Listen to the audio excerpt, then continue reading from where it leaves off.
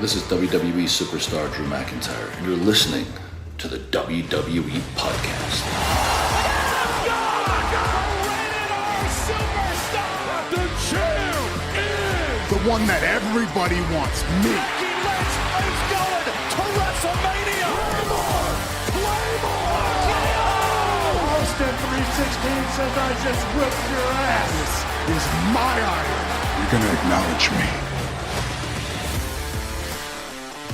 Hey everybody, welcome to the WWE Podcast. It is Tuesday, August 27th, 2024, as we are closing in on Bash in Berlin, and we will have our predictions for you later this week, so look for that. But we've got a lot to talk about tonight with Monday Night Raw that took place in Providence.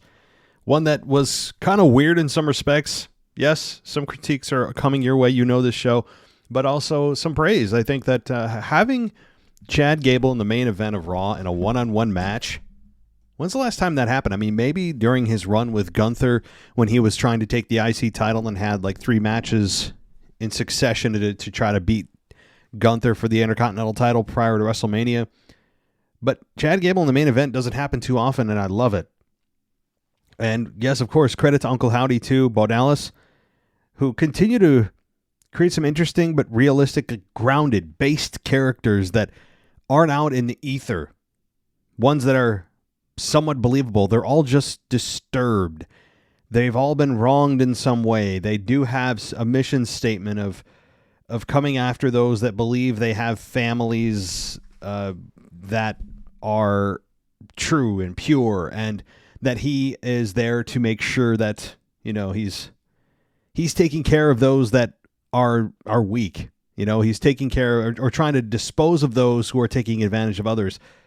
Again, that's me paraphrasing or interpreting what so far I understand is their mission, but they at least have constant character development every single week. Something I think that is definitely needed in this Wyatt 6 group that has been received as well as you could hope that that would be received. And I don't know about you, but every time I see Bo Dallas, Uncle Howdy, you see Bray Wyatt. His mannerisms, the beard, his smile, all of it, it just makes you just miss Bray that much more. And it's not to say that we aren't appreciative of Bo Dallas and the Uncle Howdy character, because we are. But it also is a constant reminder of what we've lost in Bray Wyatt. So is it taking anything away from the group? No. They are doing, I'm sure, what Wyndham, i.e. Bray Wyatt, would want them to do. Continue on. Move on. And they are, in a way that's also tributary to Bray, and it's as good as you could hope, really, I think, that it could be. And there's no hocus pocus. If there is, it's minimal. There's none of this teleportation. They are human beings that are wrestlers that are based in some kind of reality. And I think that is a recipe for staying power. And, of course, Eric Rowan, seeing Eric Rowan there is still kind of wild. It's been, I mean, how many years has Eric Rowan been involved in some form or fashion with the Wyatt family, to the Bludgeon Brothers, to just Rowan, to him carrying around a giant mechanical spider? I mean, he's gone through all iterations, but all have been tied to Bray Wyatt's original group, and now he's kind of come full circle. And it's cool to see Eric Rowan. Of course, Joe Gacy is kind of the forgotten one in the group. Most of us who have not watched NXT don't know who he is. We're only learning who he is through this character right now. Nikki Cross has kind of been the creepy ring girl. Yeah, some of you, hopefully most of you understand that reference from the movie The Ring. But anyway. Or The Grudge, same thing in a way. So there's still room for improvement in character development, but there are 5 members, 6 members. It does take time for actual character development to take root and to understand who and what everyone is. But it's been really fun. And the match with Chad Gable and Uncle Howdy ended with Chad Gable losing in the main event to Uncle Howdy, and I think that was the right move, despite the fact that Chad Gable has been one of the most improved stars of the year. He continues to just get better, I think. There's more ahead of him. I hope he eventually wins a singles championship. I think he is due for an Intercontinental title run. I still believe that. Although with Braun Breaker holding it and he's a heel, it's not going to be anytime soon that Chad Gable gets a chance to challenge for that unless he changes brands or, that's really pretty much it, because he's not going to challenge for the world title and win yet. But Chad Gable, I'm so glad that the Triple H has given him an opportunity to showcase what he can really do and give him a really constant voice and a constant presence on the show. And he's helping out the Creed brothers as well, who have little to no personality, but they can wrestle their asses off. And it's just been fun. So, but think about this. Vince McMahon would roll over in his grave if he was in it yet. But you keep hearing reports that Vince's health is declining and then it's not and all that. But who knows? If Vince was in his grave, maybe he can pre-roll over in his grave. He's not even there yet. But if he was there, he would absolutely lose his mind if you had Bo Dallas versus Chad Gable in the main event of Raw. Imagine proposing that to Vince McMahon right now.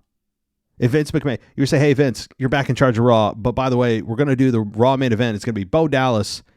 Yes, Uncle Howdy character, but it's Bo Dallas versus Chad Gable. What do you think, pal? Imagine Vince's, you're ribbing me, So it's kind of crazy. And when I saw that as the main event, I'm like, really? In a almost knee-jerk disappointment kind of reaction, but then also understanding that you need to build new stars. You can only do that by presenting them in big spots.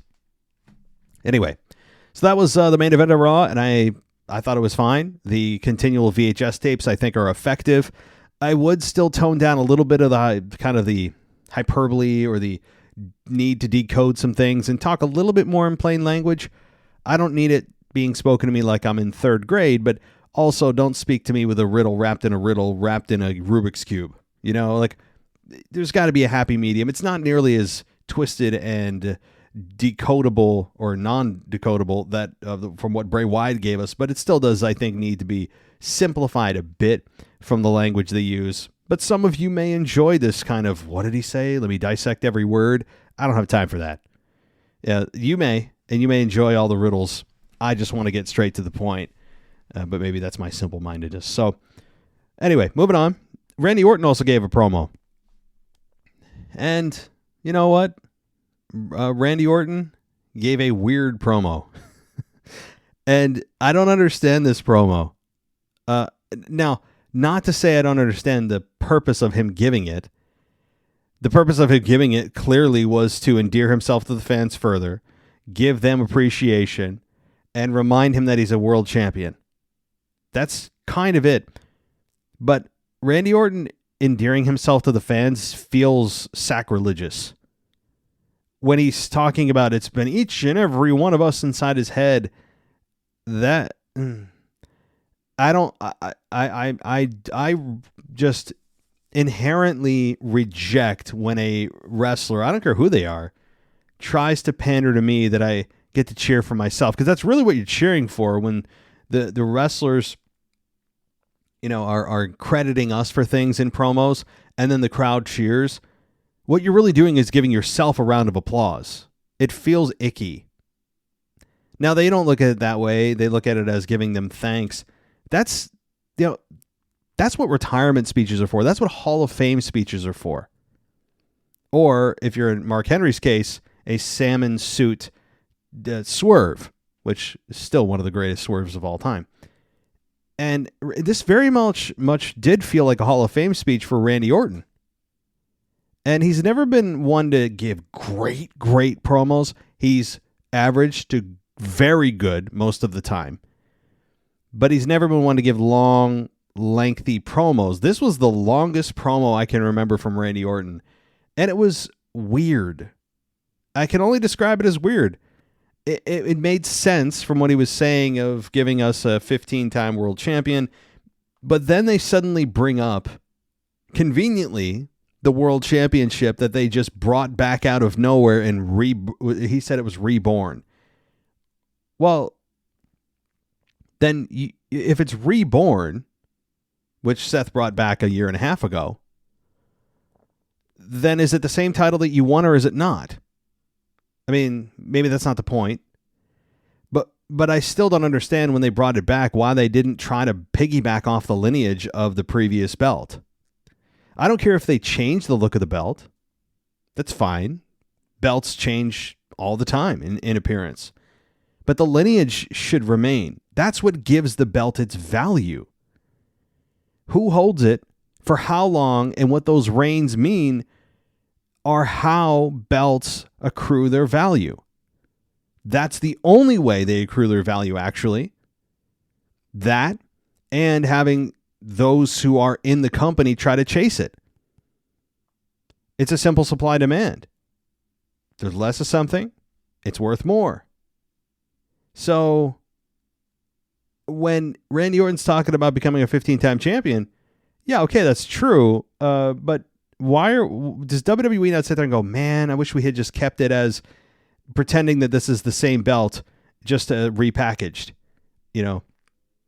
has a different coat of paint, but it does have the same lineage that carried from when Triple H absorbed it from WCW. Booker T brought it in. The Rock won the WCW championship, which became the World Championship. Triple H then won it infamously. When I see that big gold belt, I think of Triple H in the early 2000s when he was part of Evolution. That's how I view that belt. Yes, Goldberg held it. We had others hold it. There's a long line. Even Kane held it at one point. But why are we killing that belt dead? If you resurrect it, I'm not going to, I guess, beat a dead horse here. But Randy Orton talks about that. Talks about, what his career's been and bringing up the demons of his career. All this, which is, it felt very Hall of Fame-ish. However, we did not have an appearance from Gunther in this promo. It was really to just have the fans get a chance to, I guess, pat Randy Orton on the back and vice versa. Fine. He also acknowledged how fans are now singing his music, which he was thankful for. I don't know why. That's the cool thing to do now. Really, it's just because of the music of Cody Rhodes and Sami Zayn in some respect, among others. The sing-along songs are a staple of a lot of the baby faces right now. And Randy Orton had a song all along that we could sing to, and the fans are just now realizing it, which Randy Orton did allude to. So here's a question, though, for you guys. I know Cody Rhodes wasn't on Raw, but do you think that if Cody Rhodes didn't have his music, would he be as popular as he is right now? I don't know. That music is a lot of what made him successful. Yes, I know he has his own talent. He is very good in the ring, decent on the mic, all that. But I wonder how much of it is attributable to his music. Not going on a Cody Rhodes rant, all right? That may be saved for later. For now, though, it's a genuine question. I don't know. We don't know. But it definitely is part of his success in a significant way. I just don't know what that number is. How do you quantify it? All right, moving on. In Monday Night Raw. So, where do we start? Let me start with Sid Vicious. There was a memorial graphic for Sid Vicious, who died earlier in the day at age 63. And yeah, it's sad. I mean, I wasn't a fan when Psycho Sid was actually still competing, or if he did, he was again, I came in 1997, and it wasn't a time in which Psycho Sid was really at the top of his game. He was on his way out at that point. So I don't really remember watching Psycho Sid as a kid. Many of you who are older than me or have been watching longer than me have fond memories of Sid, or maybe not fond, but some memory of Psycho Sid Vicious. And Michael Cole spoke while clips of Braun Breaker and his dog. Yeah. Oh, God. American-made Braun Stroman, Bronson Reed are arriving earlier in the day. Keep the effing dogs off TV. Why? Ring announcer Samantha Irvin introduced the Judgment Day. And Corey Graves was on commentary. Pat McAfee's gone for football season. And we had, of course, of course, we had somebody deliver the welcome to Monday Night Raw and all rise for the Judgment Day from Liv Morgan. I mean, no one's immune to this crap. I do wonder if they don't announce it at the beginning of the show, are we going to not know what show we're at? I don't know. Moving on. So we got Carlito said the video was cool. They had a video package that recapped their attack on Damian and Rhea from last week's show. Dom took the mic to speak. People were just all over him. Carlito barked at the crowd in Spanish, and then Dom did the same thing. And Dom spoke in English while saying that Morgan does things for him that Ripley never did, such as helping him beat his deadbeat dad.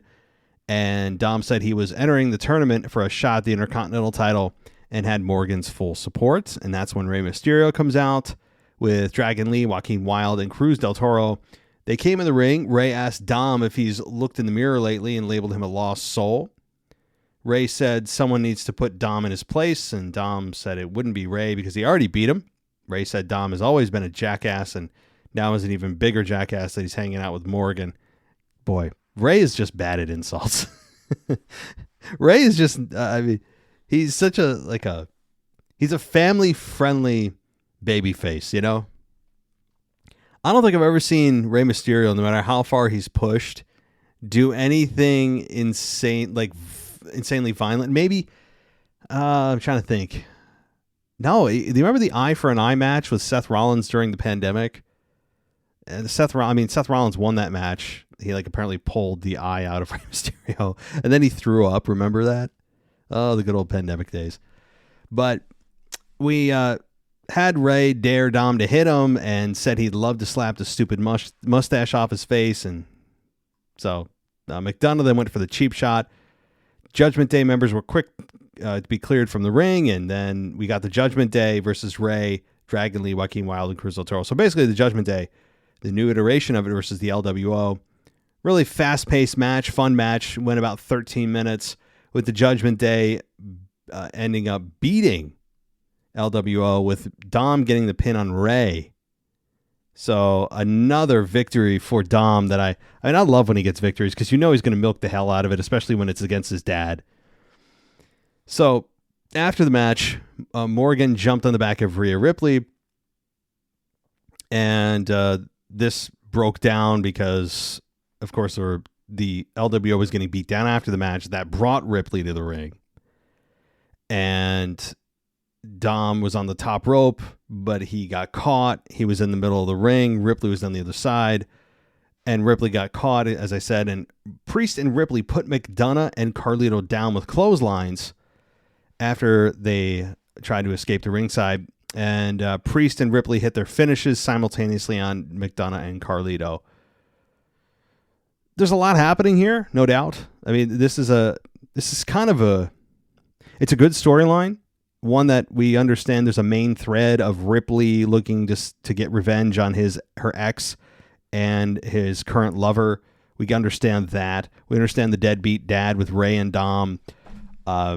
We understand the rift between Priest and Finn Balor that it was, if you remember, they need to, by the way, remind us of this a little bit more, that Finn Balor is the one that screwed Damian Priest out of the world title.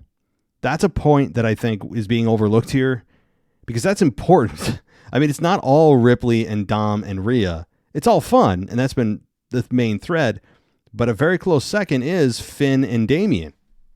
You know, so I want that to be more highlighted and emphasized instead of the love triangle. But, a little bit of self-motivation here can easily get you pumped up for this match. But here's the one thing. Let's, as a collective team here on the podcast, let's do an over-under on how many bumps Rhea Ripley will take from a male opponent. Whether it's in the mixed tag match here, whether it's even in a run-in, any kind of altercation. Let's see how many bumps Rhea Ripley takes. Because I'm going to guess it's 3 or less. And there will be no punches thrown. Absolutely no punches. You might get a suplex some super safe, quote unquote, wrestling move that won't set the world ablaze today that WWE is promoting, domestic violence, because somebody will these days. But I'm going to say 3 is the over-under. Would you take, over or under, on the number of moves Rhea Ripley will take from a male opponent over the whole course of this weekend? All right? I'm not going to say forever or until this storyline's over, but it may actually be 0. I mean, I could see where a scenario where it's 0. And yes, I'm making this a big deal because it's ridiculous. It's absolutely asinine that you have Rhea Ripley putting down these men that, I mean, come on. Yeah, sure, McDonough's not the biggest guy in the world, but let's be real. McDonough's still a dude. And he, in real life, I would put my money on, and everyone listening to me probably would too, that if it was an MMA fight in an octagon, real, he would defeat Rhea Ripley pretty soundly. So I know this isn't MMA, but this is where they lose me a little bit, that the women are just able to just do whatever they want to the men, and the men can't retaliate, and then they're supposed to sell for the women like they got hit with a shotgun. And it's the same sell that if they got hit by a man. It's ridiculous. Yes, Rhea Ripley's a strong woman physically. Sure she is. She might be taller than some of the men. But here's the kicker. She's still a woman. That's just a biological fact. And that also means that men are much stronger, much faster on the whole. Not a slight against women. I mean, there's a lot of stuff women do better than men. For sure. And so it just comes down to physical fitness. Anyway, I'm going to go down a spiral. I'm catching myself. See how I'm stopping myself here? I'll stop there, but it's going to get ridiculous before it gets better. Yeah, no wonder she wants to work with the men. Rhea Ripley was very, very adamant that she feels like she should be working with men. And yeah, she gets to, because she doesn't have to take any bumps. And they make her look like $1 million, like she's one of the boys. But she ain't. I like Rhea Ripley. I do. I like her character, but stop the pain. All right. Let's go to the next part here. And we have Io Sky and Kairi Sane versus Shayna and Zoe Stark. 7.5 minutes with Io Sky and Kairi Sane defeating Shayna Baszler and Zoe Stark. This happened when Zelina Vega popped out of nowhere at ringside, hit DeVille from behind, and Cole recalled that PFC took out Vega and injured her arm. In the ring, Sky and Sane hit their finishes on Stark, and Sane got the 3 count. So Vega cost them the victory here. So DeVille, Baszler, and Stark continue, even though they have a new faction, continue to lose. That's just what they do, apparently. They're a faction created to lose. So far, anyway. It's not usually how you introduce a new faction. Typically, you give them some kind of hot streak to get them on notice. And they're being noticed, but for the wrong reasons here. All right. We got the Uncle Howdy video VHS tape that aired.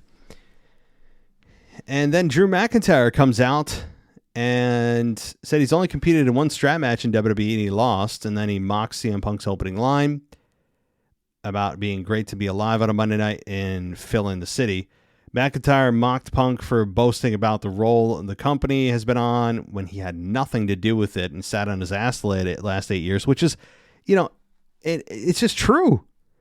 I want to find the lies that Drew McIntyre is spitting lately. I can't find many. That's the great thing about this character is he's telling the truth, but he's making you hate him for it. That's a very good skill to have as a heel, because people don't necessarily cheer the truth.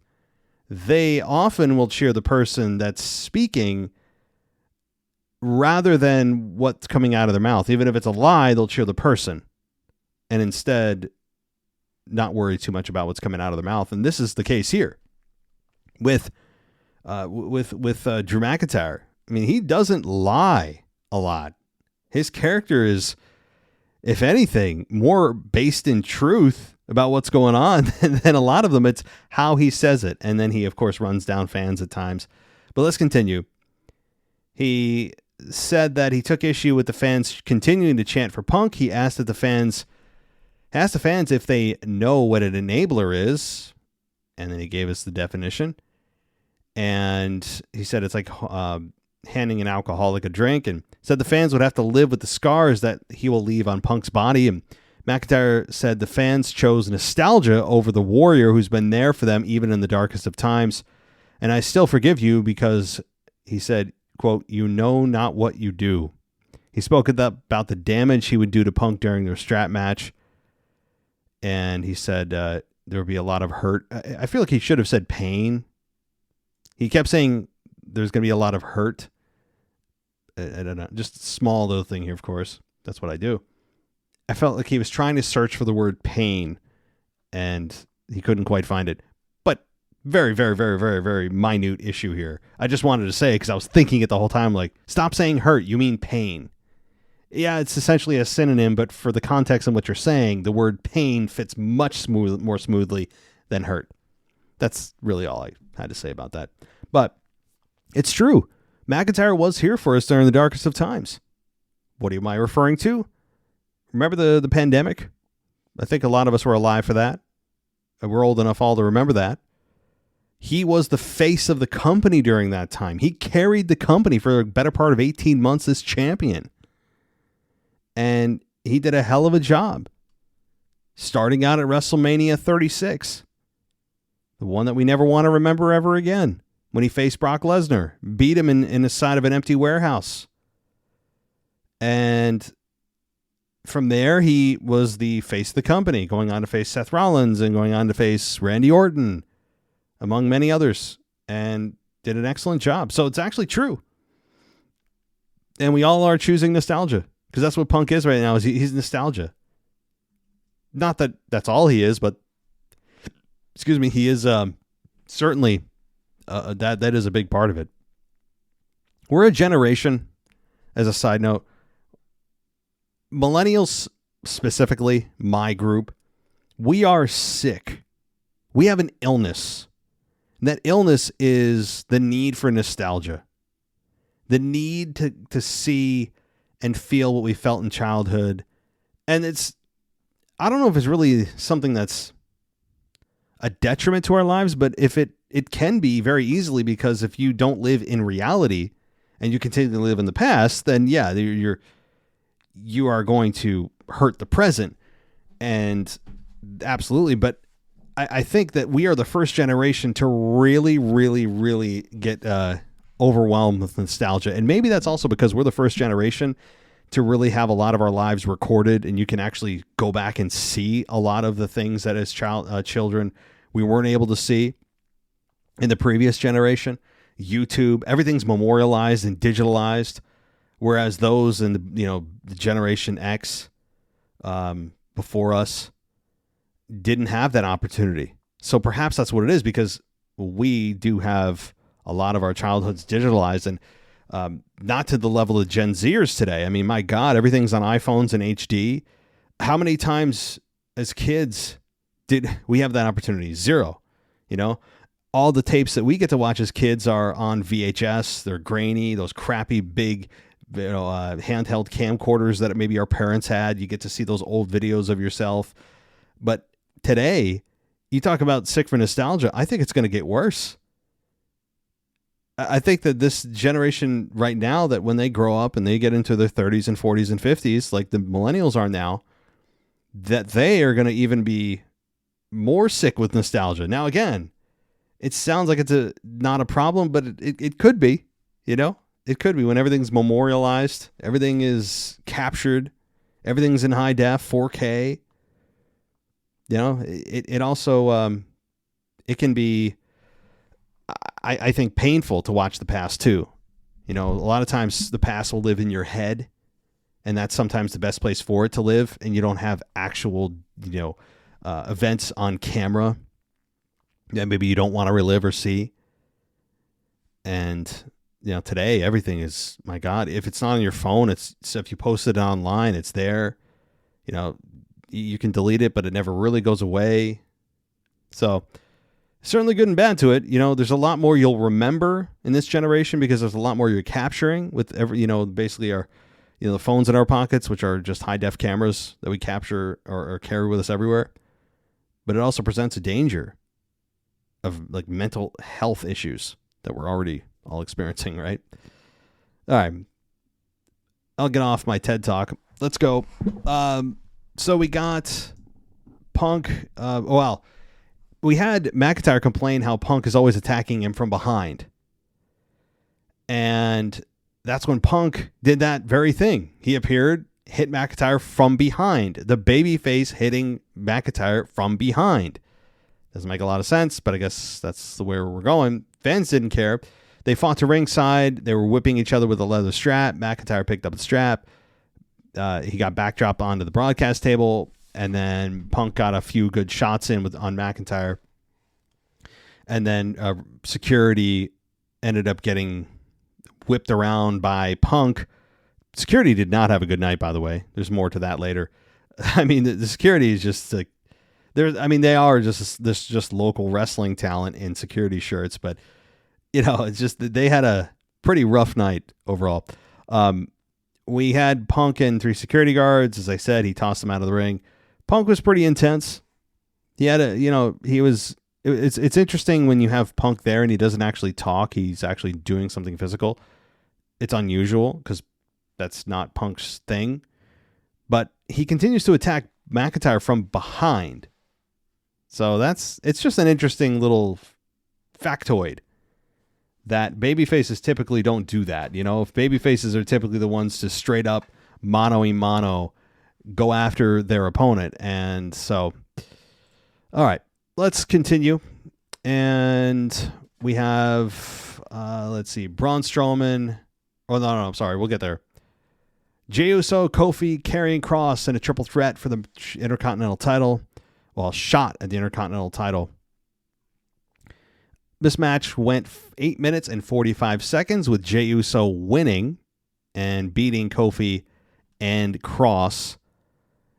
Okay, the match had the favorite win. Jey Uso was the favorite here, but I could have seen a scenario which Kofi won this one and yet Xavier win the next one. That didn't happen, but Jey Uso is the bigger star here, even though he's poised to move over to SmackDown, I think in the near future to probably the next month or two to be able to work with Roman Reigns and counter the whole new bloodline versus OG bloodline story. So Jey Uso, while he advances and he goes to the Fatal 4-Way, even if he wins that, he doesn't have almost any chance of winning the Intercontinental title. Really, whoever wins that Fatal 4-Way, that all of these triple threats are qualifying those to enter, it's almost a sure thing that person is not going to win, even if it's Jey Uso. Crazy, though, that Jey Uso has yet to win singles gold. It's just wild. All right. We had a Gunther promo from social media air, which was not on Hulu, and I know some of you, watch Hulu version. Yeah, well, I don't watch the Hulu version. Or I'm sorry, I don't watch the full version. I watch the highlights from the things that aren't on Hulu. This I must have missed with the Gunther promo, but Randy Orton was shown walking backstage, and Cole hyped that SmackDown will debut on the USA Network on September 13th. Cole said he and Graves will be reunited on SmackDown. And let's see, we've got Randy Orton coming out, as I said. Weird promo, but also effective, as I've mentioned earlier in the show. Growing up in front of fans, he signed his contract at age 19. He said the fans saw him get humbled over and over, and he learned from his mistakes. And Orton said he eventually had to step from behind the shadows and earn every ounce of respect. And then, of course, ended with the 3 most dangerous letters, RKO, blah, blah, blah, blah, blah, right? So now this particular review said it was, quote, a well-delivered promo, but Orton covered a lot of the same ground he's already covered in the past. Although his history with the World Championship was a new talking point, it just wasn't overall that convincing. I would concur with that. Yeah, you can deliver a promo really well, even if the context of it is repetitive. So I would concur with that. I would. Bronson Reed, Braun Stroman. This ended in a double count out in about 9 minutes. My God. Okay. This, it was a train wreck. And I don't mean that in a disparaging way. I mean that complimentary, because while I'm not a fan particularly of Braun Strowman, because I think he's a one-trick pony, his promos are about the same as if you've seen one Braun Strowman promo, you've seen them all. He's a big guy. Yes, he can do athletic things.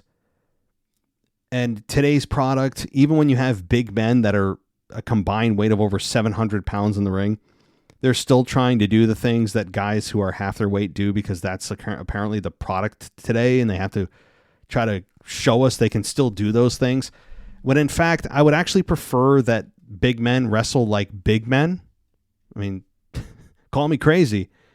But yeah, seeing, Bronson Reed do a suicide dive, yeah, it's insane, but also why? Just to show us you can?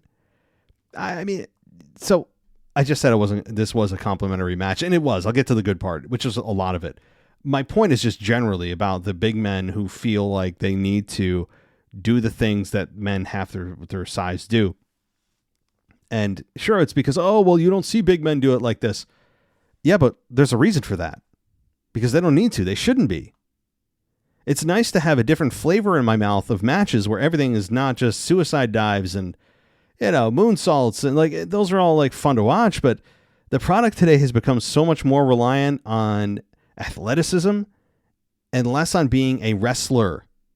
Being a wrestler doesn't necessarily mean being ultra athletic. Now, in the amateur sense, in the Olympics, of course, yeah, like amateur wrestling, you need to be athletic, you need to be strong, you need to all that does apply. But when it comes to pro wrestling, there's been such a swing to the athletic side of things that's what we want to see, and that's the important and desirable attribute is athleticism. That to me is it's gone too far, because now even the men who should have no business doing it are just doing it for shock value and to show us they can still wrestle like everybody else on the roster, when actually I think it would be better if they didn't, because not only is it, of course, higher risk unnecessarily, but also, again, it's like the same style of wrestling you're watching over and over and over and over and over. When big men have a slower pace, it's nice to have a slower pace every once in a while. Power moves. It's nice. It's a nice change of pace.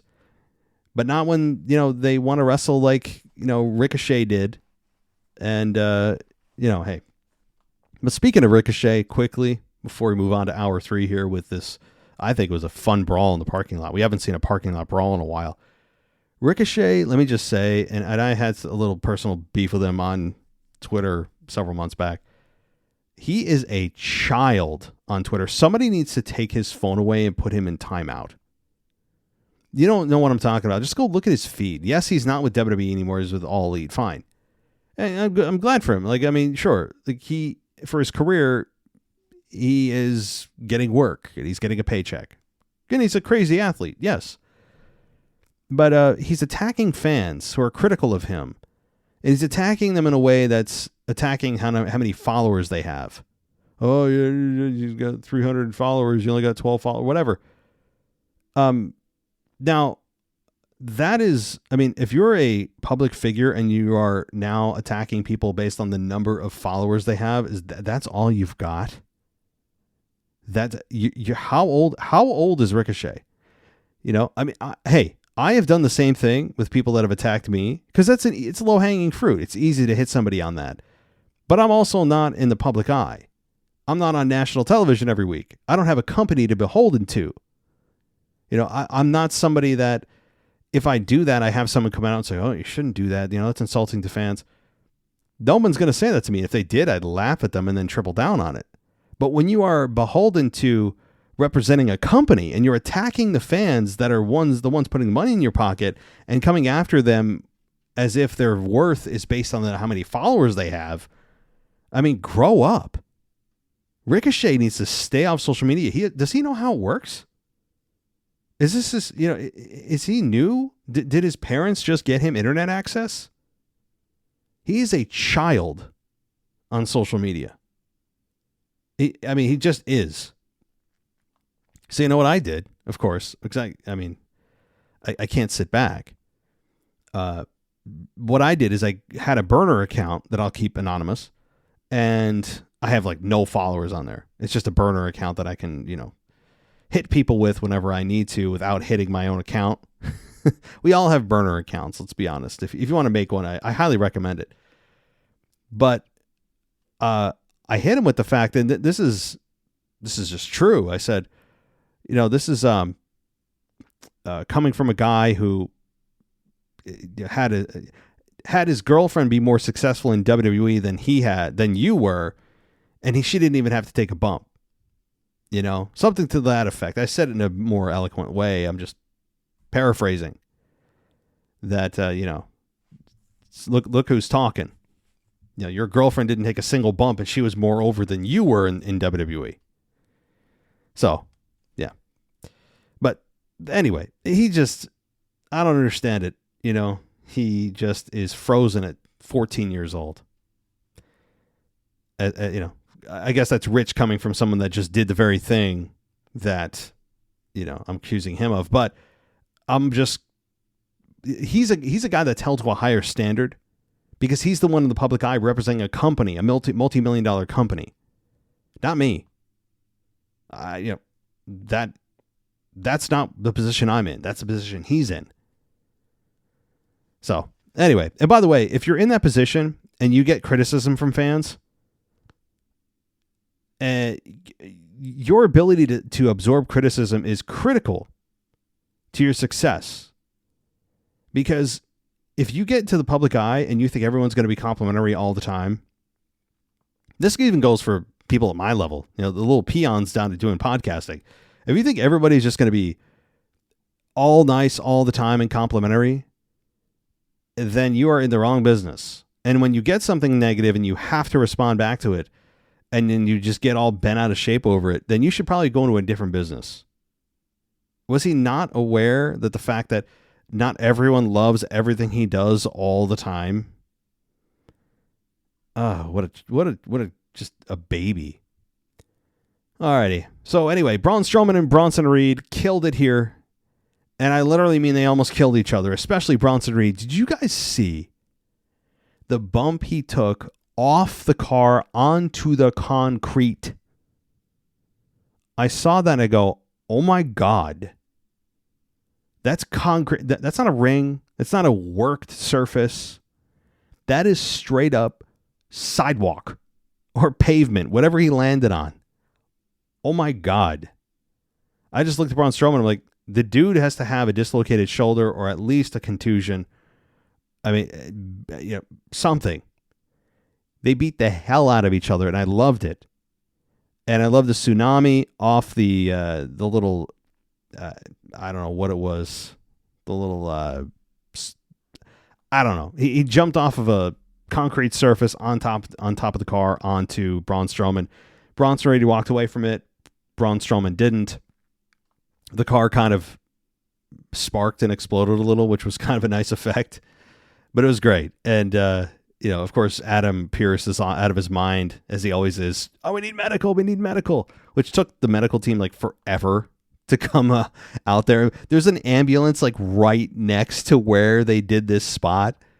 Did anyone see that? There's an ambulance right there. I mean, I guess it wasn't banned, but like, where were the EMTs?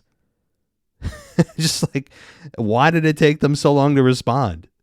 I mean, it's just so funny watching Adam Pearce scream every week for medical. Alrighty. So this is fun and clearly not over.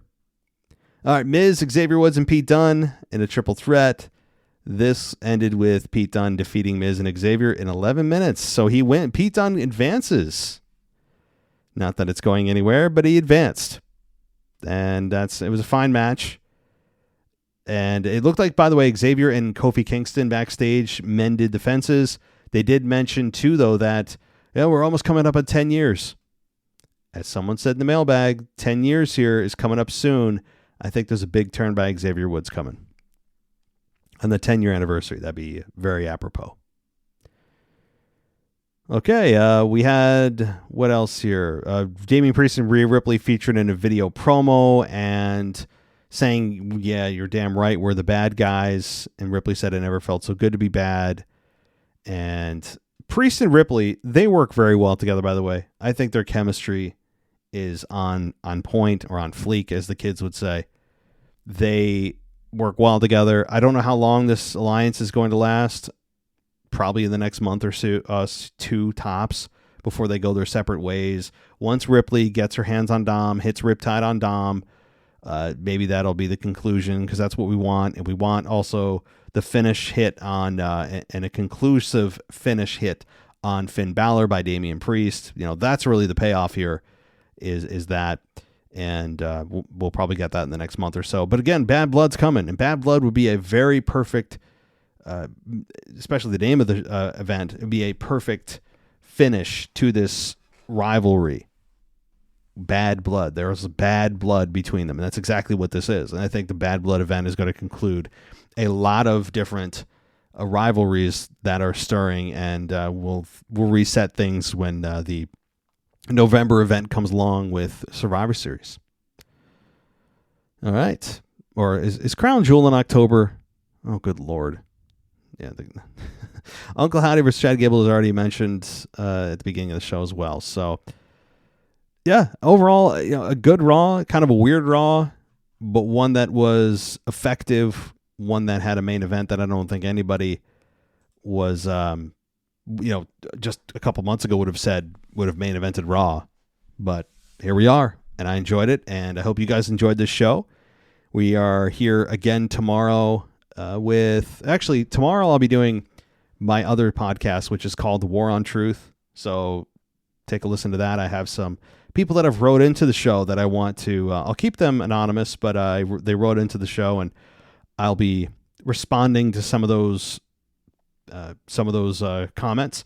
Again, not a show on wrestling. It's very heavy on politics and culture. So it's called The War on Truth. And it's the icon, when you search for it, the one with the laptop and the American flag. Okay. Not the other one, not the BBC one. I know some of you have asked. It's The War on Truth, the one with the laptop and American flag. So check that out on, really, I think anywhere you can at this point, Spotify, Apple Podcasts, and everywhere else. So it is not wrestling based. All right. So if you're expecting wrestling and you're like, hey, I don't want wrestling, well, don't go with this. All right.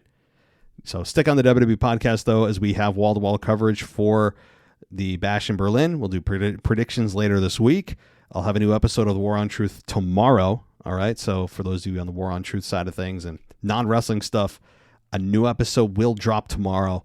I just got to record it. I'm not doing it tonight. I'm too tired. I got to go to bed, but I appreciate everybody's support. Thank you. You can head on over to Apple Podcasts and get a subscription there. Go ad-free for a week for free. Try us out. You can also try for a week for free on Spotify and on Patreon. If you want to go ad-free for a week and do a trial membership, you can do that as well and not have to commit to anything and see if you like it. If you do, great. If you don't, well, then, that's cool too. You can continue to listen to us on the free feed. But that'll do it for me tonight, guys. I hope you enjoyed this. I will be back a day or two, and I'll be talking to those of you on the War on Truth tomorrow. Until then, take care. Thanks for listening to the WWE Podcast. Don't forget to subscribe on your favorite podcast app so you don't miss a show, or head to WWEpodcast.com. And for all of these shows ad-free, head over to patreon.com/WWE Podcast. Until then, we'll see you next time.